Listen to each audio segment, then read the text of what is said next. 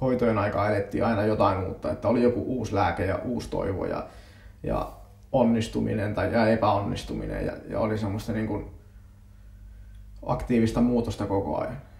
Nyt se on ollut sitten semmoista hitaampaa muutosta ja vauva on kasvanut kohdussa ja maha on kasvanut, että se on konkreettinen merkki ulospäin, mutta ollaan ikään kuin, se ei ollut niin keskiössä se aihe ehkä nyt sitten.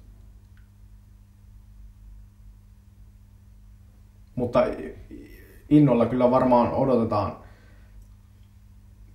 molempien vanhempien puolelta isovanhemmuutta, että Marianan puolelta on tietysti jo lapsenlapsia olemassa, mutta sitten taas mun vanhemmilla ei ole vielä lapsenlapsia, että ne tulee olemaan ensimmäinen, että kyllä ne on varmaan hyvin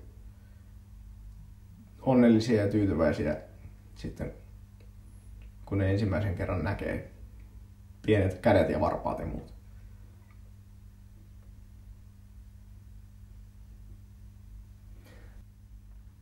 Kun se oma lapsi kasvaa ja saa jälkikasvua, niin sitten se ikään kuin sitten siinä iässä, kun ei välttämättä sitten enää omat vanhemmat ole enää hengissä, niin huomaa, että on tavallaan se seuraava sukupolvi on kuitenkin kasvamassa ja uusia ihmisiä on tulossa. Että myös sitten sen kasvun seuraaminen, että miten se pärjää. Jotenkin se on selittämätöntä, että mikä siinä on, että mikä järki siinä ikään kuin on.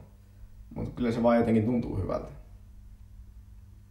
Vaikea järjellä selittää, että perustella, että miksi just pitää saada oma lapsi. Sitä jossain keskusteluissa lapsettomuuteen liittyen, niin jotkut nostaa sen aina esiin, että maailmassahan on jo riittävästi lapsia, että ei tarvitse kun käydä adoptoimassa jostain. Mutta kuitenkin se, että se on oma jälkeläinen, niin kyllä sitä jotenkin, se vaatii ainakin jonkinlaisen prosessin, että pystyy sen adoption tekemään, että pystyy huolehtimaan siitä lapsesta, mikä sitten sen adoption kautta tulee. Et kyllä se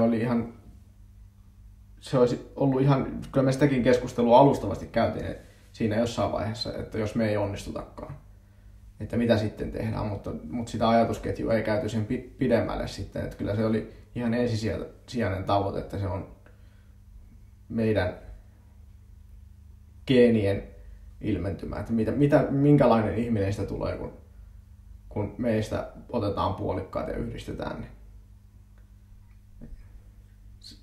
Tavallaan selittämätön asia, että miksi se on just se, että se pitää olla oma, mutta